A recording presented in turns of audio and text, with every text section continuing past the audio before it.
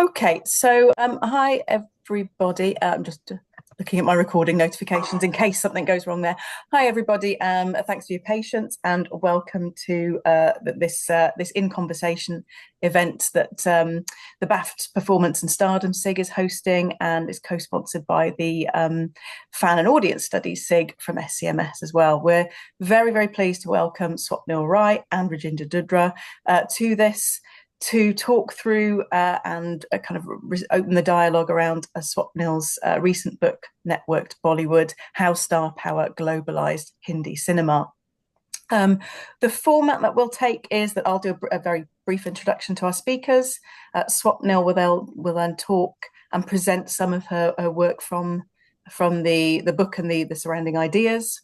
Then Swapnil and Rajinder will have a conversational element and discussion around it for about half an hour, and we'll open up the floor to questions following that as well. So we're thinking of probably around an hour with the scope to kind of move beyond that if we want it, and the questions kind of take us there. Welcome to Swapnil Rai. Swapnil's assistant professor in the Department of Film, Television and Media at the University of Michigan in Ann Arbor. Network Bollywood, her book sits really well within her particular skills as an interdisciplinary scholar, and she works particularly joining analyses and topics from media studies, women's studies, gender studies, industry studies, and critical cultural communication. A lot of her work focuses on the global south and thinking about how transnational networked cultures intersect within globalized media industries and how geopolitics, policy, audiences, and agents work together kind of through this. So we're really pleased to welcome you. Rajinder is Professor of Cultural Studies and Creative Industries at Birmingham City University. He's published widely on a range of subjects, including Bollywood cinema and its stars, but also the creative industries in a global context and creative multilingualism. He's, I think, just coming to the end of a Leverhulme major research fellowship on E-Bollywood, popular Hindi cinema in the age of new media. So we thought the two of you would work incredibly well at talking through the idea of kind of star power in an Indian media context and the global shape of Hindi cinema and its stars. So I will unspotlight myself and pass over to Swapnil, and then we'll come back in a moment. Thank you for that kind introduction, Sarah. And thank you for making the time to be here today. And many thanks to Rajinder for being this generous interlocutor, and for Sarah and the SIG for inviting me to do this. So the idea is for me to give you like a 10-minute overview of my book, sort of the core ideas that I try to bring up, and what were the questions that I set out to answer, and how do I answer some of those in the book. Okay, so my book, as you know, is Network Bollywood. Now the core idea, like the thing that I tackle, so I talk about globalization of Hindi cinema, but also broadly Indian cinema. The Indian film industry has been making films since 1913. So technically they started only like a couple of years after Hollywood, yet it was officially not recognized as an industry eligible for any kind of state provided benefits or even loans from banks until close to the end of 90s, like 2001. Up until that point, but still, like, Bollywood since its very start has been a global industry. And in this context, what I say is how individual stars sort of became the most invested catalysts of this cinema's transnational dissemination, and they were sort of the key architects of India's most profitable cultural sector, which is now the world's largest film and entertainment industry. So most people here, I'm assuming, know what Bollywood is and such. So I will give you sort of the key questions that I set out to answer, that my research broadly answers and things that the book gets into. So I try to understand like transcultural media flows and globalization practices and how it intersects with audiences. And how that comes together in this book is a lot of times people, when they talk about Bollywood, they predominantly talk about Bollywood's dissemination in markets such as UK, US, or Australia to audiences that are the diasporic audiences. However, I was curious to understand why or if there was an audience for this cinema. I mean, I was sure there was, but what I wanted to understand is the audience that are the non-Indian audience. What are sort of the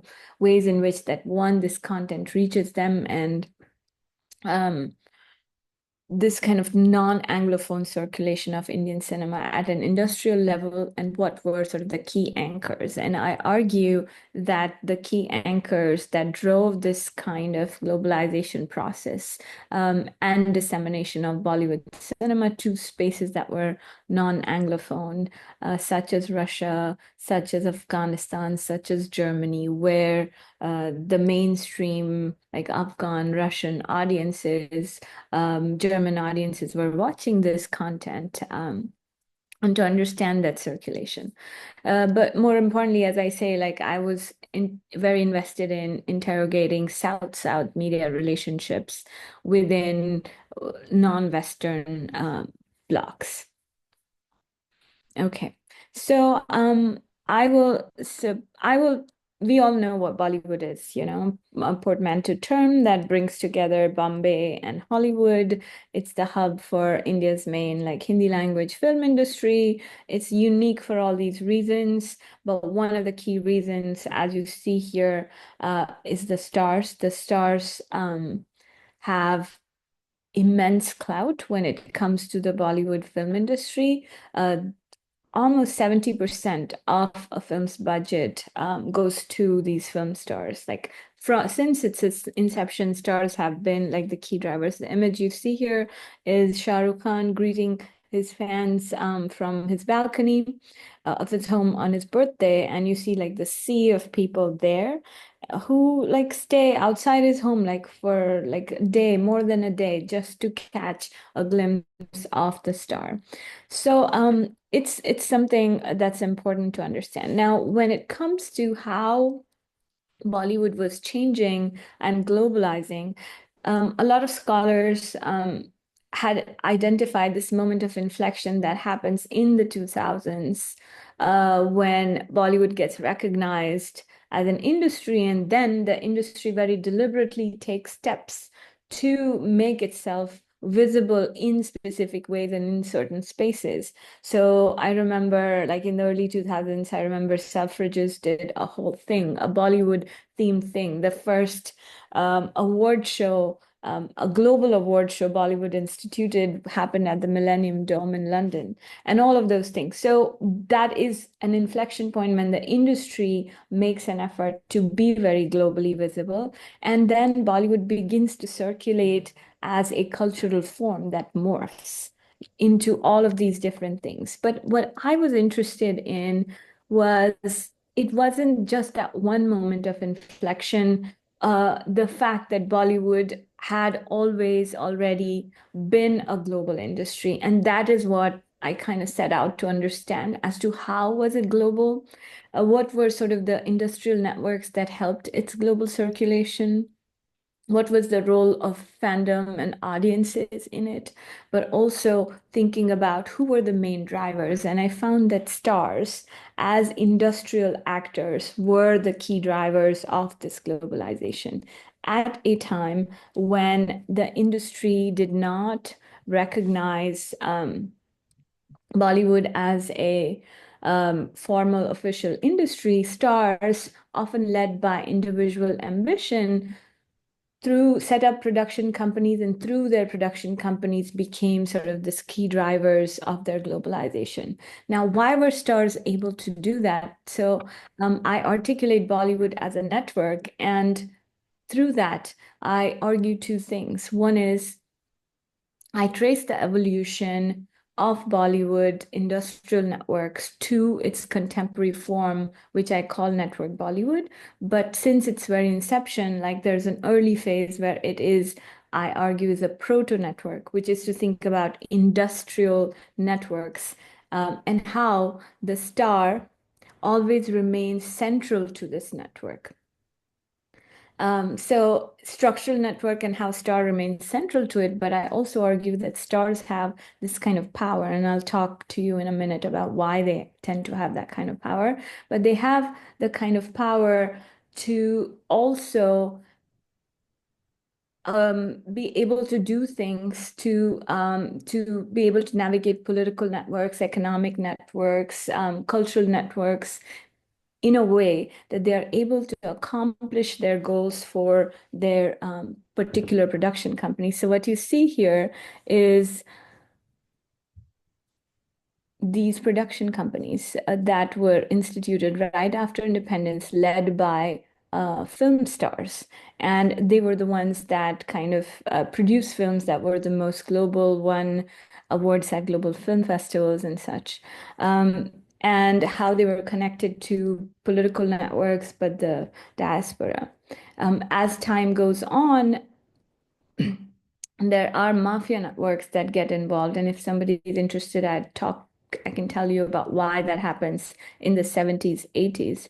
But as we move ahead, when India globalizes, when the economy opens up, and this is by no stretch like an exhaustive diagram, but just to kind of visually explain to you that so many other nodes that get added, so many other stakeholders get added once the economy opens up. And that's kind of the moment post 2000s, where the structure of the industry itself changes, yet the star and the star-led production company remains at the center of this process. So when a Netflix wants to create like something in the Indian market, the first deals that they go and make in India are with the major star-led production companies, like with the Amir Khan and the Shah Rukh Khan companies, and acquire the library of their films. So by the time, even when this agglomerated network gets consolidated, the stars of yesteryear who had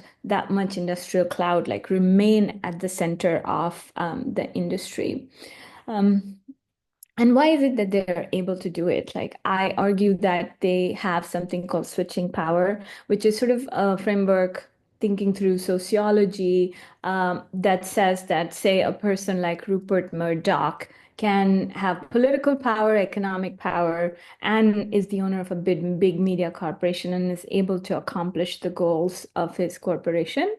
Um, but what I argue is that like stars have more than that, because like all of this is the star study six. So we know that stars, more importantly, have affect, like a power to be able to move people, right? So I've theorized this framework of star switching power to be able to say it combines this kind of affective power of their on-screen, off-screen personas that we think of as stardom, but also their direct power as industrial actors. And therefore, through that, they're able to globalize this cinema and make it reach markets where Indian cinema wasn't able to go before. And as you see, like this is the diagram of Shah Rukh Khan's empire and all of that it entails. So I think I've gone slightly over time, so I will pause here. But on this note, I would also say that I argue that this sort of star switching power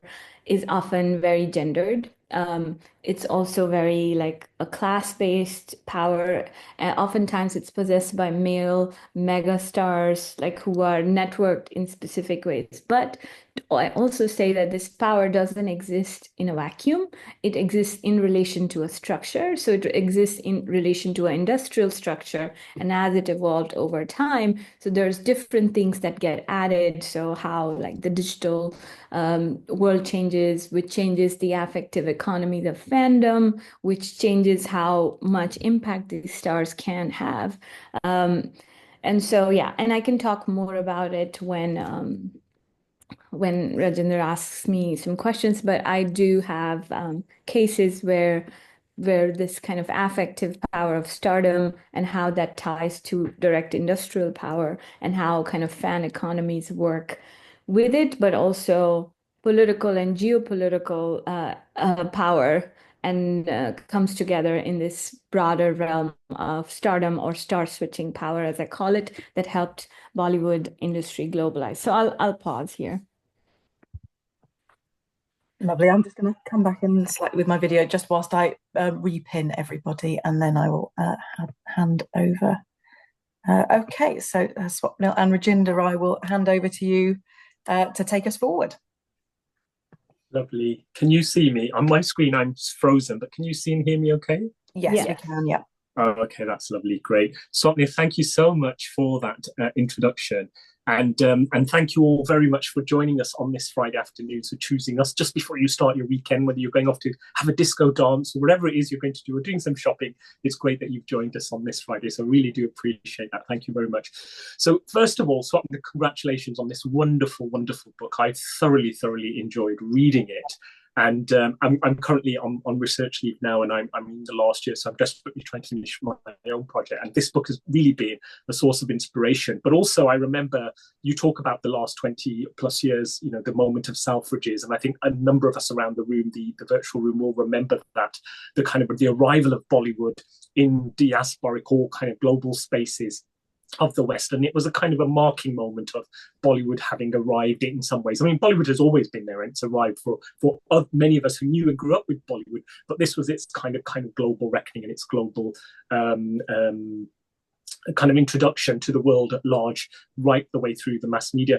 But also, I remember 20, 25 years ago that when some of us were starting off our careers, either as postdocs, postgraduate students, and or early career lecturers, literally you could count on one hand, you know, the number of colleagues who were working in this area, and you literally had to beg, borrow, and steal ideas in that nice cultural studies magpie fashion or interdisciplinary fashion, or the studies were very far and few between. What's wonderful now is over the last decade and a half, that there's been a wonderful depth and breadth of this research, and your work is really contributing to that. So I just want to commend you for that on that front, but also congratulations. And there's colleagues in the room I know I see as well who've also contributed and doing some really interesting and exciting stuff. So interesting to see how they contribute to the conversation. It's already 5:20. I can't believe it. But so what we'll do is we'll have a 15-20 minute together, and then we'll open up the space to colleagues if that's all right as well. So for their own questions, comments, and observations. So Swapnil, a kind of a personal question, and this is stars and fandom. What are some of your kind of early memories? And there's a reason for this. You know, I'm not just kind of stalking or prying. There will be a kind of a method to this. But what were some of your early memories of either as a fan, or who were your kind of personal stars, partly kind of growing up, and then when you entered the arts and humanities to become a researcher, PhD, and then you realize, oh, actually, you know, there's some worth here and real importance about why we need to analyze these alongside European or Western stars. But can you maybe talk a little bit about that journey, about who were some of your early Indian cinema stars and why? Oh, that's a very good question, Rajinder. So I have to say that my okay, so well, this is going to get into personal history. Well, it's fan and star syndrome, so why not? Just a little bit, not too much, but just a little bit, and then I'll go into why. My grandma was very Nehruvian in that she thought that cinema was a bad influence. Okay, so I didn't watch a lot of movies growing up when I was really little. And after a certain point, I was in boarding school where my media viewing was limited with what like the school exposed me. Like they would take us on like every 2 weeks to watch a movie. And so yeah, I the first movie that I really remember like liking as a kid was Dilwale Dulhaniya Le Jayenge. That movie was really, but I was a fan of the movie, not necessarily like the star per se.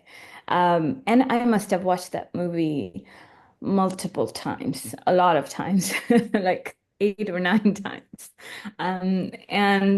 Yeah, so that would be first. One of the reasons why I got into this research is I started my career with journalism, and I got to this big, like as an undergrad, um, a big national newspaper, Indian Express, the editor was in our college saying, "Oh, those of you studying English, journalism is a viable career for you." And I showed up at his office saying, "Oh, now you give me an internship." And lo and behold, he did give me the internship, and I always thought they would give me the city beat and that I'd get to do this political stuff, but instead I got the film beat. Yeah.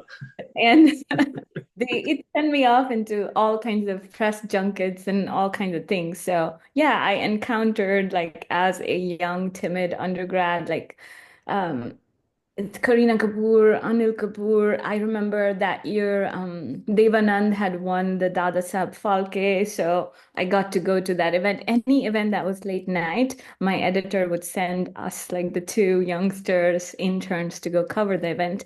But what I realized in that moment, as we were doing things, there are movies like Mangal Pandey and all of that happening, I realized that suddenly there was a shift.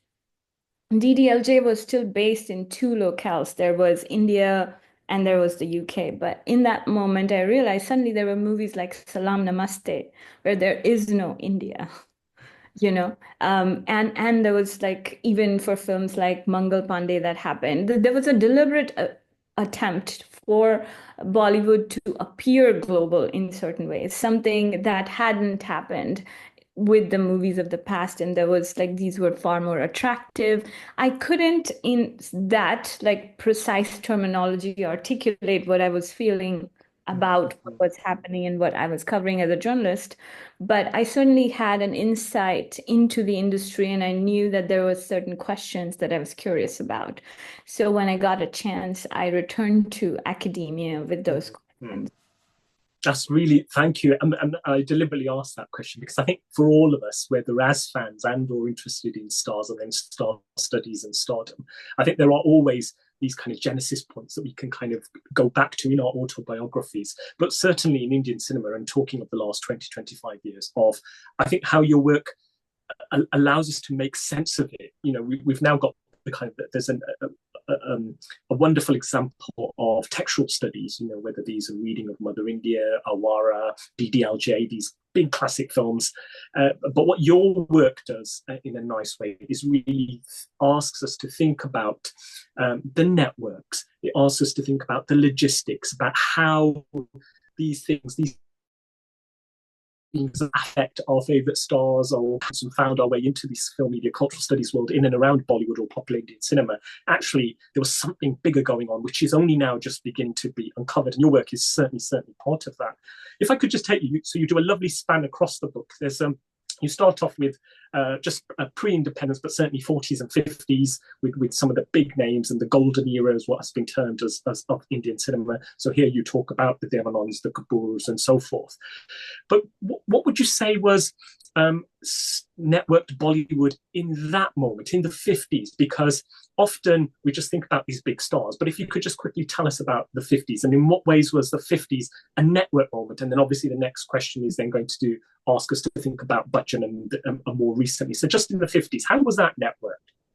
Yeah, so in my broader framework, I call it a proto network, where it was mostly led by, like, individual ties and standalone companies. So what I talk about with respect to that era is, with the breakdown of the studio system, and star salaries were the key point of contention. Suddenly, by the end of it, when the British left, the government doesn't care for the industry. There were all these stars with a lot of money, and these were popular stars. So they set up their own production companies, and these were ambitious stars too. So, what this sort of incipient or a proto network, as I describe it, looks like is these individual actors who were owners of production companies, and the model I call the family-led film cluster, which basically is helmed by the star, but like Avara would be the most classic example of it.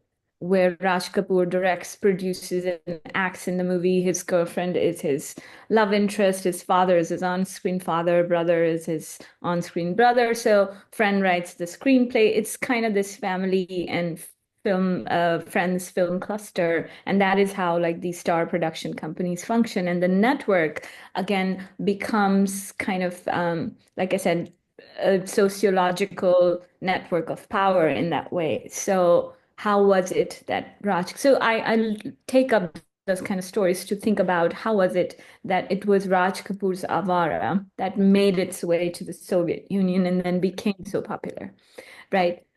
Is to think about like how Prithvi Raj Kapoor was the first film star that was appointed member of parliament by to the Rajya Sabha by Nehru and had a close relationship, and that is why at the time of the Cold War, both the Soviets and the US folks were trying to influence India, and Mosfilm was in India trying to find films.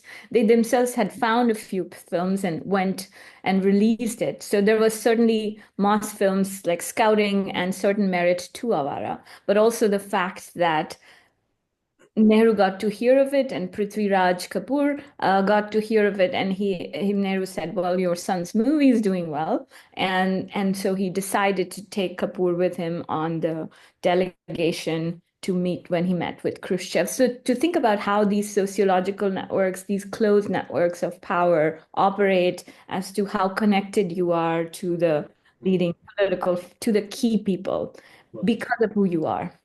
That's really interesting. Thank you. And if we may now, and to use a film studies term, if we can jump cut then to the 80s and 90s. So where we're moving from families, we then enter the era of a one-man industry, don't we? Which is Amitabh Bachchan, which I think you really nicely talk about. And what was interesting there is we have two things happening. One, we have this kind of a one man trying to become a corporate, and that was Amitabh Bachchan through his ABCL, a corporation limited, which you really in a detailed way tell us the story of that. But also he tried to bring in Miss World as well. So here we get a real sense of kind of business opportunity, classic film studies, and then the enhancing of the star power. And of course, the 80s and 90s was where Amitabh Bachchan was kind of growing and huge, but then there was also this dip as well. Could you tell us a little bit about the 80s and 90s and Mr. Bachchan himself and what was going on in relation to that?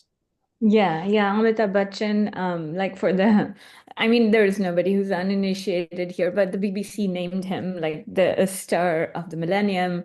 He becomes a good case for what I talk about in the evolution from proto-network to an emergent network, where, like I said, power doesn't exist in a vacuum. It exists in relation to a structure. And at that moment, the industrial structure changes because liberalization happens and suddenly there's all this money flowing into India and the ability of industries to do things, but all of the benefits of liberalization are trickling down to television because movies aren't officially an industry yet.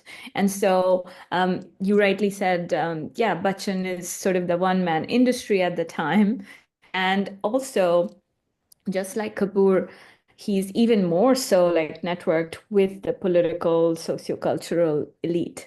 And therefore is the one to then be able to say, I will be the one to set up a Disney style corporation in India, and he starts his company. And this is sort of a precursor to then for him to kind of expand entertainment and make it so that like some of the benefits of this liberalization also flow to the film industry because he does all that, but he also starts like a talent search agency, and then he makes a movie and all that, and he starts to export Hollywood movies. So certainly, like, why is Bachchan the figure to be able to do it? Because like I said, this is the argument that my book is making. They have been the most powerful catalysts for globalization and important figures, which happens not just because they were powerful people, but also they were these huge stars. So Bachchan is able to say that, okay, well, I want to convert my star brand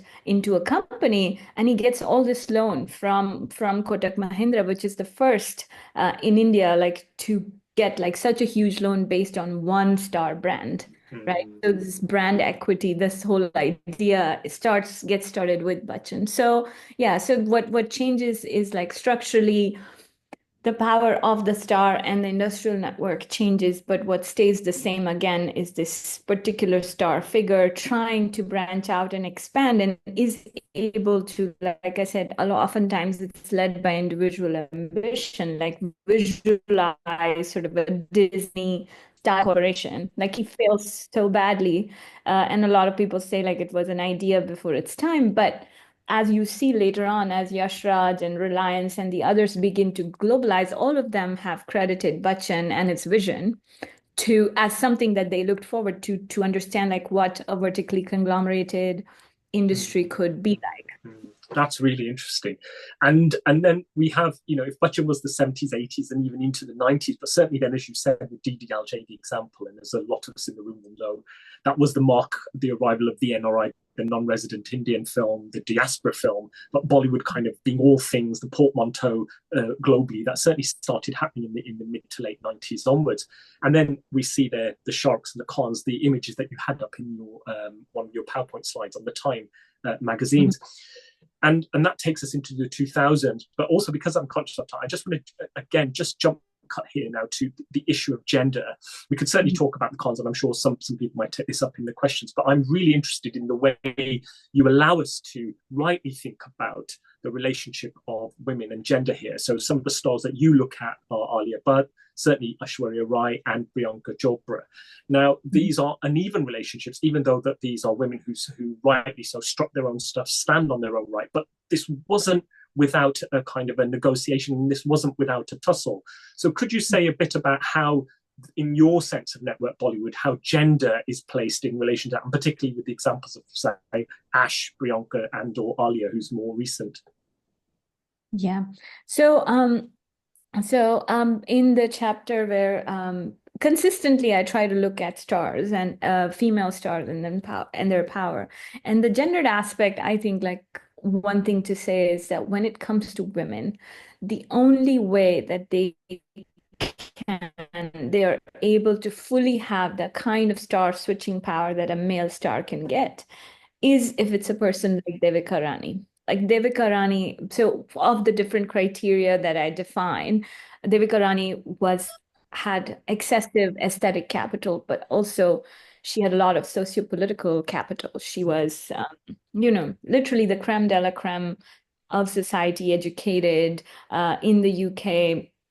Rabindranath Tagore was her great grandfather from both sides of her family. So she's the only one who gets to have the kind of star switching power that any of these male stars that I've described have got because she runs a studio, and even later she has that power. When it comes to as we progress through time, when it comes to Aishwarya Rai or Priyanka Chopra, they have power. They also have like the kind of audience pull and geopolitical power, but the kind of the power I described, that it has an affective component and a very direct, effective industrial component. And when it comes to them, they are never able to fully possess their power. Predominantly lies in their affective pull. So they can be the nation's brand ambassadors as these Miss Worlds in a moment where like India begins to value these things and things of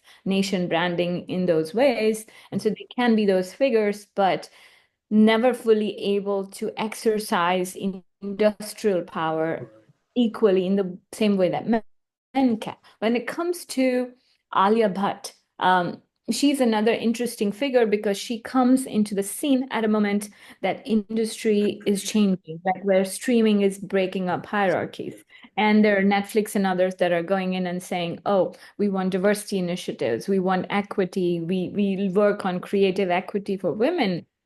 And then how her other attributes make her the suitable candidate to then be able to own a production company and release it on Netflix. And what I talk about is, again, power, thinking about families and kinship networks and how that positions her in a certain way.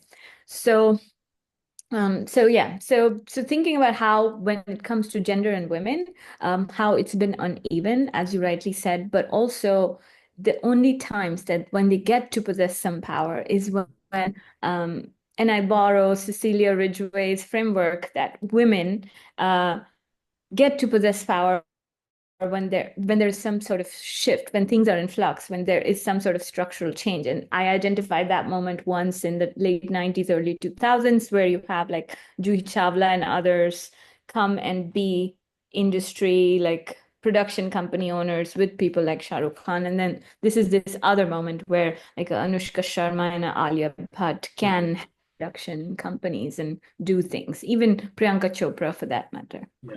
Lovely, thank you. And I know, and then the book does move towards thinking about the contemporary moment, not least in the nexus of what's happening with governmental policies, but also the arrival of the OTT. And you do kind of leave us some interesting thoughts there to think about. So I've just got two more questions, and then we'll open up the space for any comments and observations from colleagues. So you talk about network Bollywood, and I know you talk about kind of network theory.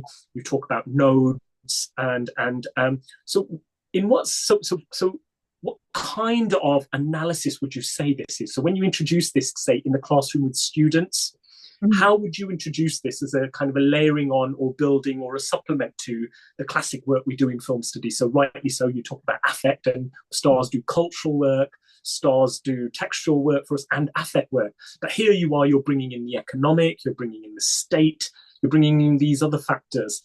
So in what sense how do you kind of introduce this? Is this kind of a layering or a developmental on thinking of film studies? Is it filling in a gap, or are you moving in a slightly different tangential way to the ways in which, say, star studies has been talked about, one generally Hollywood, European cinema, and or Indian cinema studies? What kind of star studies is this for us in cinema, media, and cultural studies?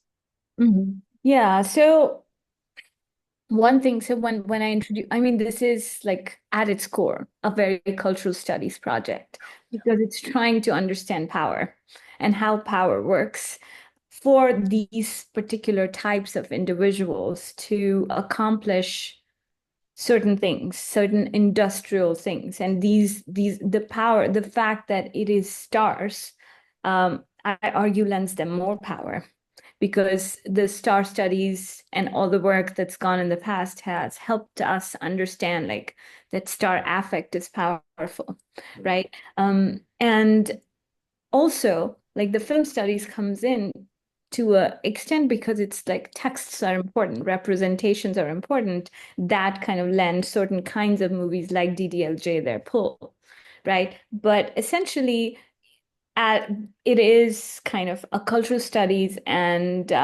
cultural studies project trying to understand the power of these kind of individual actors, stars in this case, with broader industrial networks and how they helped this industry globalize. Lovely. Thank you so much. That's a really nice way of putting it, and a timely way of moving the conversation, the literature forward. Really appreciate that. And so my final question is then, and given this is a joint Stardom, a SIG and fandom as well, can we say a bit about the fans and the audiences? Because I know they're not the same, but often they are kind of interrelated. So in your network theory, in your nodes, how are fans placed in this? And could you just give us an example of whichever one you choose, whether it's a Shah Rukh or Amir example, whichever, we'll leave it to you. But can you give us an example of how fans are placed in this networked Bollywood, and show us all how we might track or think about that? Yeah, that's yeah. So this is the thing I found. That fans also within the broader dissemination, and because the stars are such important players. So I talk about how the star power is boosted by or enhanced by these affective economies of fandom, which function, like for example, in the case of Shah Rukh Khan, when he became super popular in Germany, there were these group of women that kind of, these were early days of the internet that formed sort of an internet forum, like German women in Austria, in Switzerland, in Germany. So their forum expanded to the point where they created a magazine that was first just dedicated to Shah Rukh Khan. And that from that magazine, it became a magazine dedicated to Bollywood. Now they are kind of a full service Bollywood agency that organizes award shows and things. I spoke with one of the women that leads it now. Like they have a podcast. She's very, if you follow her, like if you she tweets and posts about all kinds of Bollywood stuff. So how a fandom expanded into being sort of an industrial node, helping the industry's transition and like spread in a context where Indian cinema was not at all present before. The other quick example that I will give you is I talk about how this happens through like individual, this is again individual fans, but fans in the political domain. To think about Amitabh Bachchan and how after, so in the non-aligned movement, India, Egypt, and Yugoslavia were all together. And there was a phase where Indian films were exported, formally exported to Egypt. But after the death of, after Nasser, the next president that came into power, Anwar Sadat, he thought that Indian films were hurting the Egyptian domestic film industry. But Bachchan remained the only star whose movies continued to be exported to Egypt, and predominantly because Sadat's own wife was a fan of Bachchan. And so there are these very kind of elite, powerful fan networks that help circulation. That's why like star switching power and the affect that comes with the industrial power is important as to how these stars helped Hindi cinema circulate. Wonderful. Thank you for those really cultural, nuanced examples and showing us how fandom works in different geopolitical contexts, not least in our case to Bollywood. Thank you so much.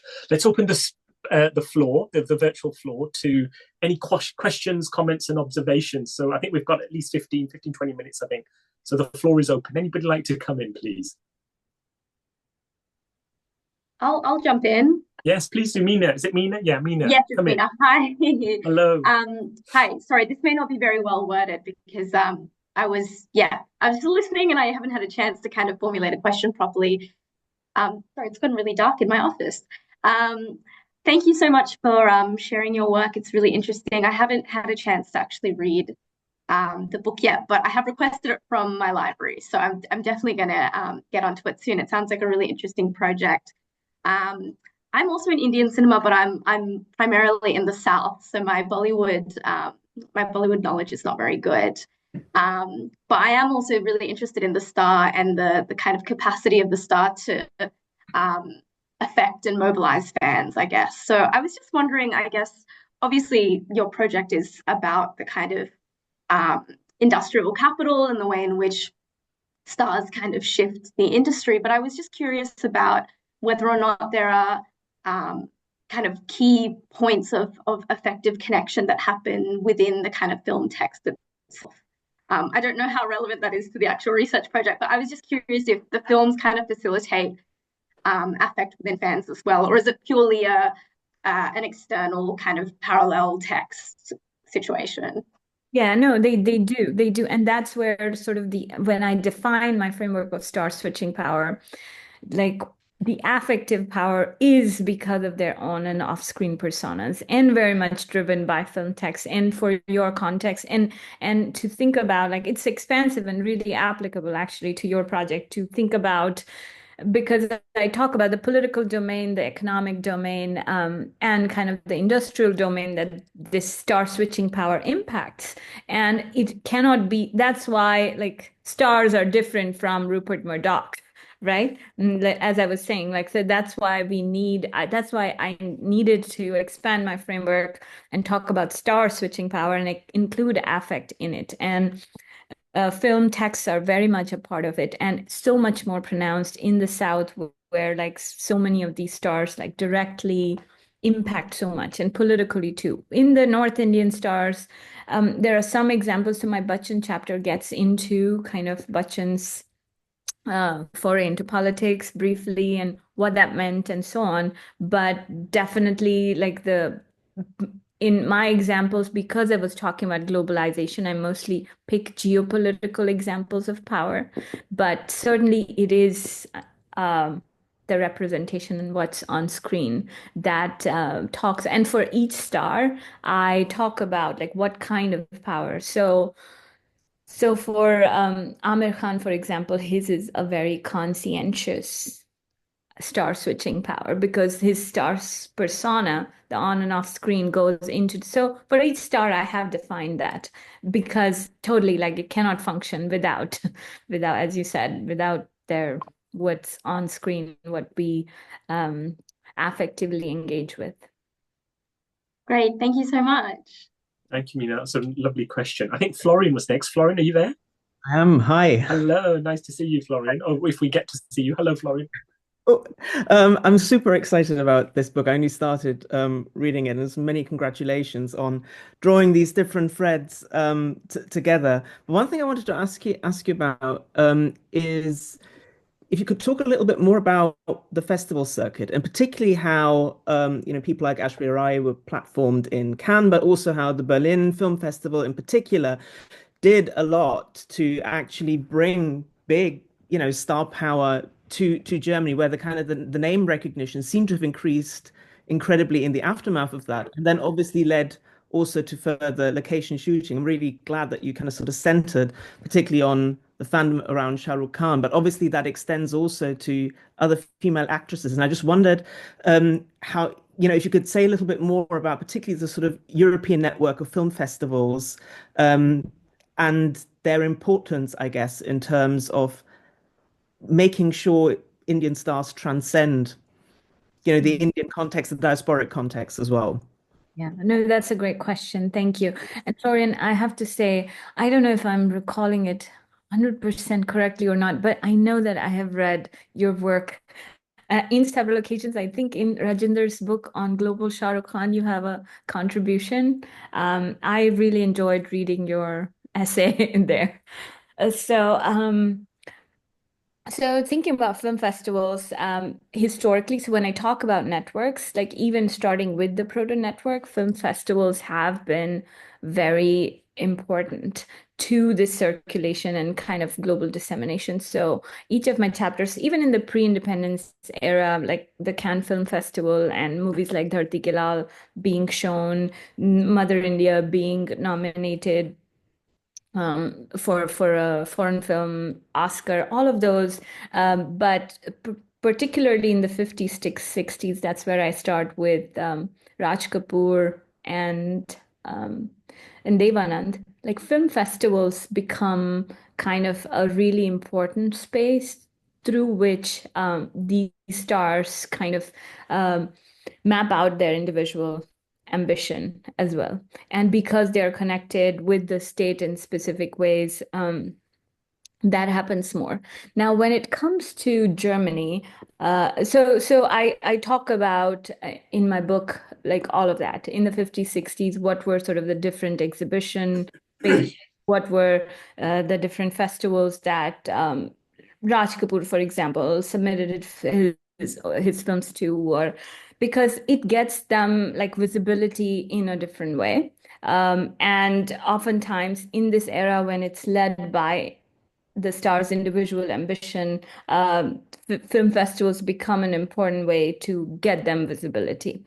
In fact, Shashi Kapoor, when he tries to visualize like global films, he turns producer and produces several films that are flops at the box office. But the one thing that he consistently does is submit it to international festivals, and his films get awards too.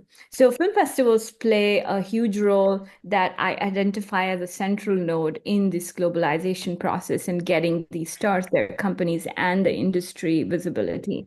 For the Cannes Film Festival and Aishwarya Rai, again, it goes to the back to the idea of nation branding and how her affect as a star kind of exceeds things in a certain way. So my whole idea of switching power is to say that how stars are able to act as switches, like turn on connections where none existed before.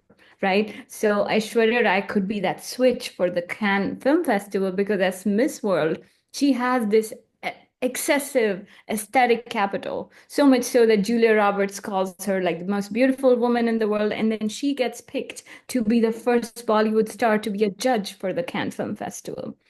And suddenly, like newspapers, The Guardian, everybody's raving about how superlatively beautiful she is. And here she is as a representative of the Bollywood industry. And everybody in the industry kind of latches on to that. And that becomes a moment where Bollywood's presence really like makes somewhat of a splash. They had do a special screening for Devdas, and then how all of it is sort of anchored around the figure of Aishwarya Rai and what she's able to start at Cannes that everybody else. So what I talk about in the book is how the industry kind of latches on to sort of, these stars are able to open doors because of their excessive like switching power that the industry then kind of they mobilize it for the industry too, and then others. So it's not just Aishwarya Rai today, but every other like insignificant star who can then now show up at the Cannes red carpet, So. And just coming back to your portmanteau about Bollywood being all things other than just film, an entertainment industry, including cuisine and colouring. This was also the time when these festivals were happening, weren't they, Florian and Swapnil? When across Europe, but across the world, there were Bollywood flash mobs. So when stars were in town doing or being part of these festival circuits, or new deals were being made, the fans then came in again, or the audiences came in again and were doing interesting things, whether they were doing their own pop-up talk and or flash mobs, which was a big thing for a little while, but they were also doing their kind of ancillary events. Those who got access to Cannes, great, but those who didn't, there were people doing their own things in and around these festivals. So whether they were talks in communities or university settings, or even amongst fan groups, I think in an ancillary way, they were also part of these networks as well, perhaps. Yeah, totally. And the other concept that I use kind of in the book is this idea of network effects, that these stars like start things that generate network effects across the industry. So to your question, Florian, about festivals, like both Shah Rukh Khan, so in the book, when I talk about the 2000s, I talk about Shah Rukh Khan and Amir Khan, how they were so like conscientious or like very aware of festivals and the role of festivals. And both of them, when Amir Khan made Lagan and when Shah Rukh Khan made Ashoka, the fact that those movies should get global releases, should be nominated, that they sent it out to festivals, to global festivals. So the fact that these were kind of the people doing the thinking, it kind of created, and the fact that these movies did get visibility, it created a sort of a network effect that others in the industry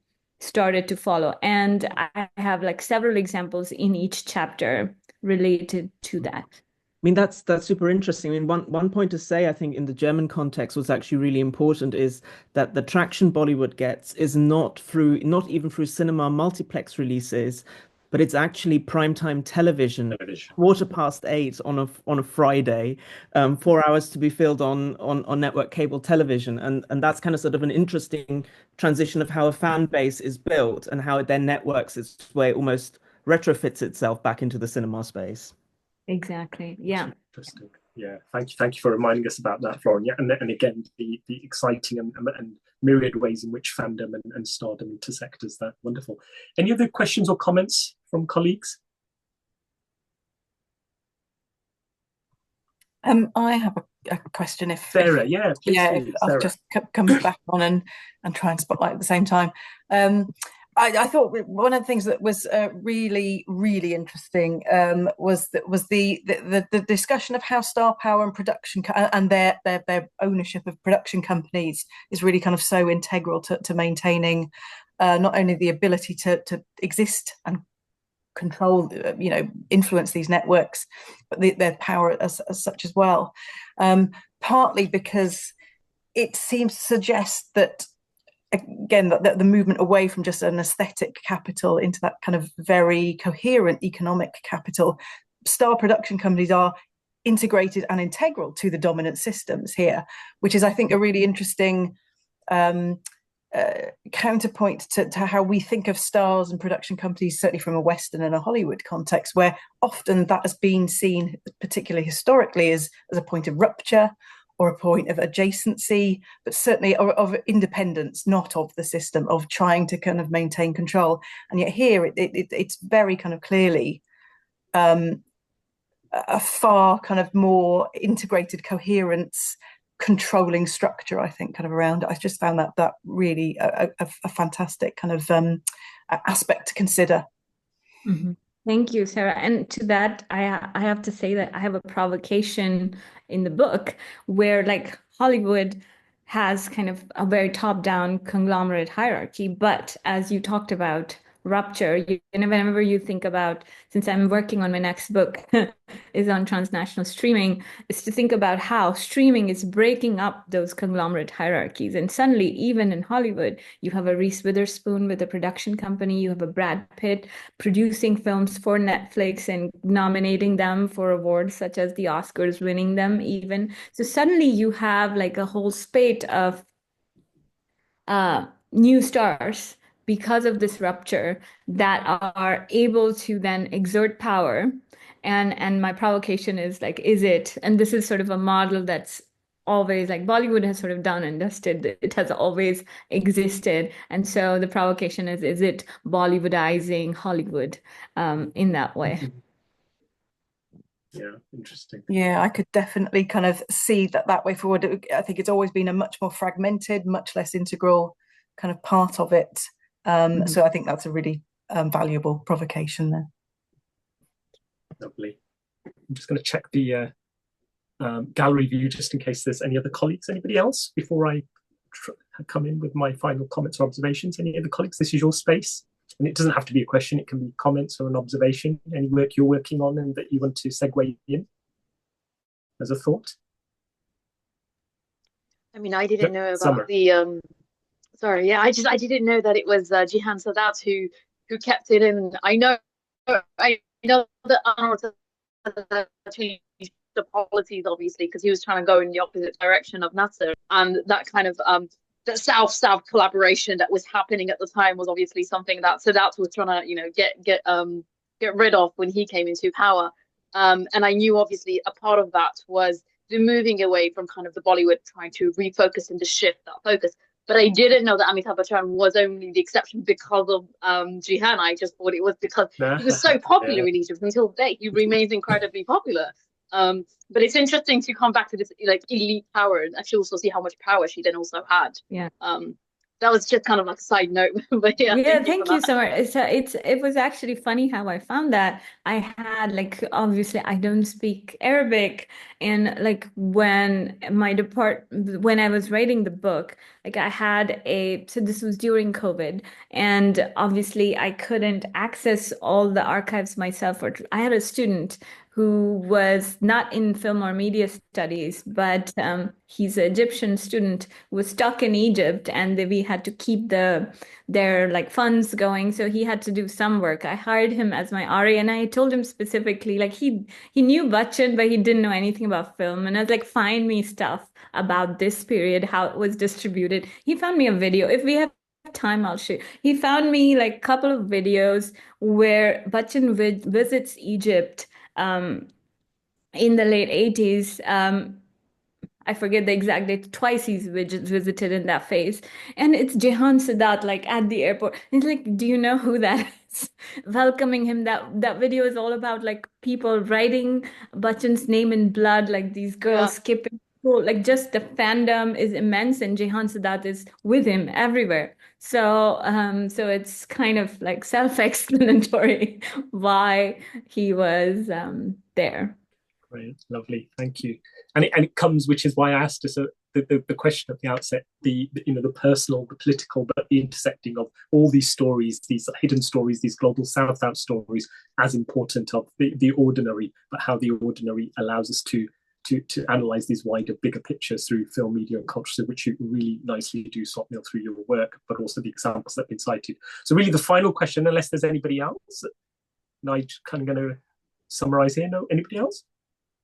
Okay, so Swapnil, I know you kind of intimate this towards the end of your book, and that provocation that you talk about with the exchange that you've just had with Sarah about the Bollywoodizing Hollywood and not the other way around. I think that's one of the nice takeaways from the book. But the way one of the things that I liked where you leave us is to think about the arrival of the platforms, the OTT space.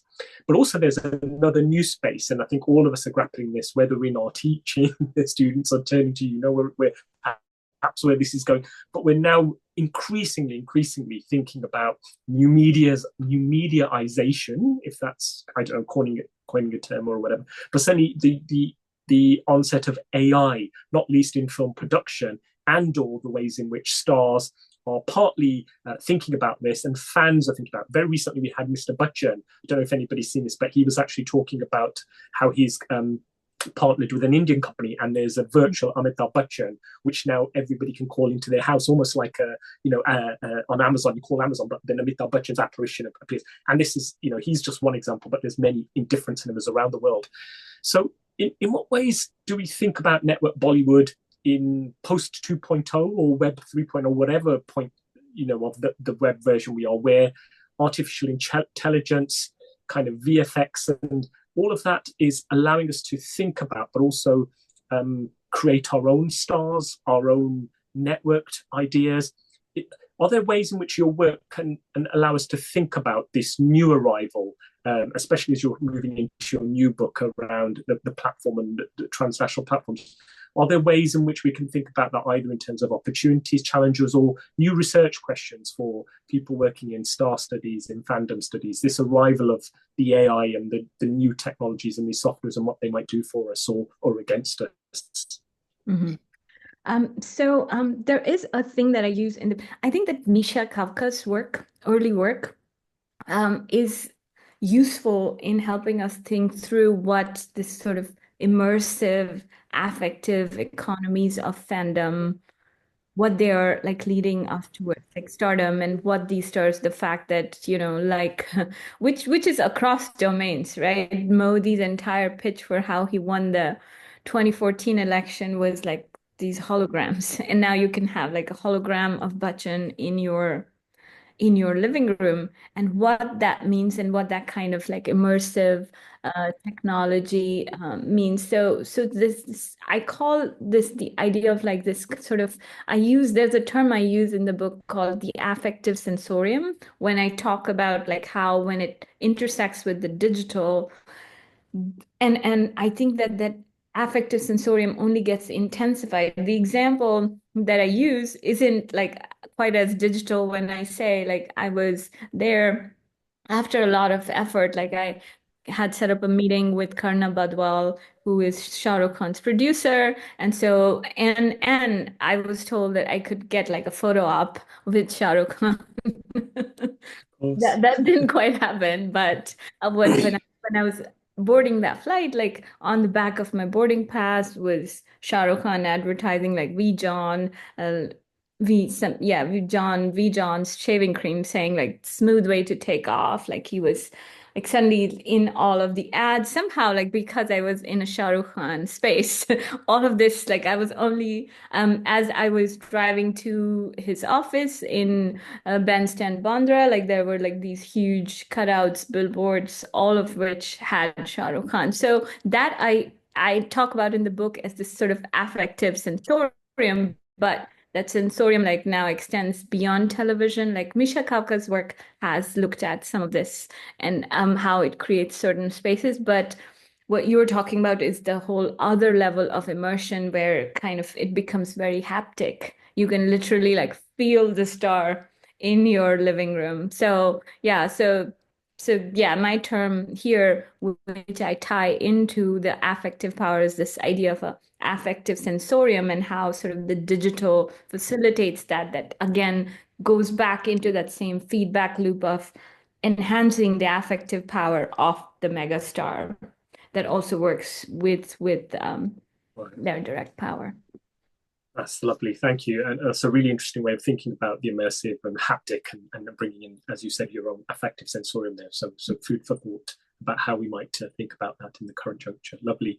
I've thoroughly enjoyed this last hour. I'm going to say thank you very much on my behalf before I hand back to Sarah and colleagues officially from the SIG. But Swapnil, it's been a real joy talking to you. Thank you to the colleagues who came in with their comments and observations. It's a fantastic book. If you've not had a chance to look at it yet, please do have a look at it. The chapters are available online and you can dip into it, in and out of it as well. So it's a wonderful read, but I think it genuinely not only incrementally develops film, media, cultural studies in relation to Bollywood. But I think generally the ideas that you draw on network theory, the affect sensorium, the intersection of the politics and the everyday in and through the star is a wider read for any cinema. So on that front, again, congratulations and thank you for this afternoon. I'm going to hand back over to Sarah and colleagues. Thank you. Thank you so much. I will echo the kind of the icons of clapping kind of around it. Thank you so much for both of your contributions and for enabling Rajinder such a really interesting dialogue and kind of a variety of discussion points, I think, around there. And thank you also, Swapnil, for such an excellent project and a valuable project. And I think what we've kind of got, if nothing else here, although we have got much, is a real kind of keen and new sense of the absolute kind of integral centrality of stardom, star power, star audience relationships with fans and audiences, to just understanding the cultural industries, the creative industries, the media industries, and it's increasing and ever-present kind of value. So thank you so much for that. And I will draw this to a close. Thank you, everybody.